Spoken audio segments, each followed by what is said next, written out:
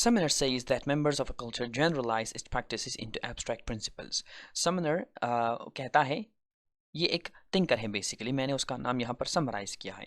वो कहता है कि जो लोग हैं वो अपने कल्चर के आइडियाज़ को एब्स्ट्रैक्ट प्रिंसिपल्स में कन्वर्ट कर देते हैं। सादा अल्फाज में इसका मतलब ये है कि अगर एक सोसाइटी में एक अमल रोज़ाना की बेसिस पर होता है और वहाँ पर ये अमल एक्सेप्टेबल हैं, तो लोग उस अमल को एक प्रिंसिपल में, एक उसूल में, एक असल में यानी एक उसूल में उसे कन्वर्ट कर देते हैं।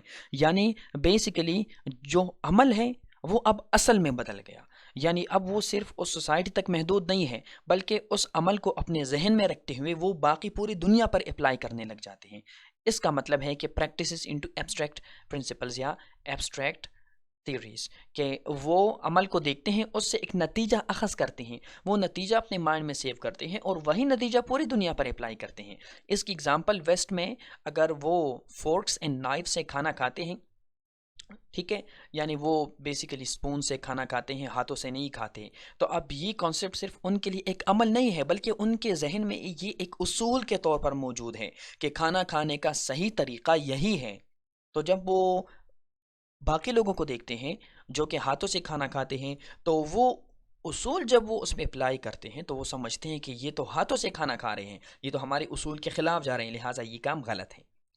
तो समनर कहता है कि this is psychologically unavoidable but it is not philosophically legitimate. यानी ये साइकोलॉजिकली हर किसी के साथ ऐसा ही होता है, ये एक रियलिटी है कि सारे कल्चर्स ऐसे ही करते हैं, लेकिन फ़लसफ़ियाना तौर पर और मंतकी तौर पर ये सही नहीं है, इसके लिए कोई फाउंडेशन नहीं है। इस तरह बाउज़ कहता है कि एंथ्रोपोलॉजी और सोशियोलॉजी में आपने हमेशा किसी कल्चर को जज नहीं करना क्योंकि एंथ्रोपोलॉजी और सोशियोलॉजी में आप हर एक कल्चर को अपनी अपनी जगह अंडरस्टैंड करने की कोशिश करते हैं।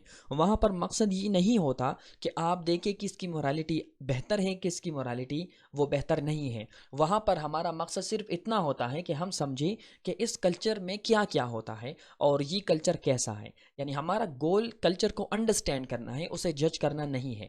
इसलिए बाउज़ कहता है कि सोशियोलॉजी और एंथ्रोपोलॉजी में आपने खुद यानी खुद को न्यूट्रल रखना होगा, खुद को हमेशा कल्चरली रिलेटिविस्ट रखना होगा ताकि आपका रिसर्च न्यूट्रल रहे। फॉर एग्ज़ाम्पल अगर आप वेस्ट को देखते हैं तो आपने ये जज नहीं करना कि वो हाथों से खाना खाते हैं या नहीं खाते, बल्कि आपने उनकी कल्चर को एज इट इज़ देखना है कि वो क्या कर रहे हैं, उसे नोट करना है और उसके ज़रिए सोसाइटी को समझना है।